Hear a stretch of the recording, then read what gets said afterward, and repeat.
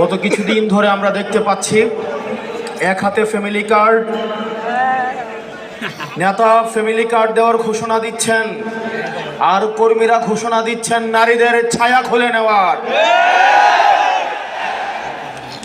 Family card দিয়ে নাকি নারীদের এম্পাওয়ারমেন্ট করা হবে, অথচ আমরা দেখতে পাচ্ছি কর্মীদের ছায়া খুলে নিচ্ছে, পেটে লাথি মারছে, হিজাব খুলে নেওয়ার মতো ঘটনা ঘটছে। প্রিয় কুমিল্লাবাসী, এই ধরনের দ্বিচারিতা ২৪ পরবর্তী বাংলাদেশের মানুষ স্পষ্টতই প্রত্যাখ্যান করেছে, যেটির প্রাতিষ্ঠানিক স্বীকৃতি পাবে 12ই ফেব্রুয়ারি ইনশাআল্লাহ। আমি স্পষ্টতই দুইটা বিষয়ে কথা বলবো। এক নম্বর বিষয়, যেটা নিয়ে মানুষ কথা বলে না, মিডিয়ার দ্বিচারিতা। মিডিয়া খুব সূক্ষ্মভাবে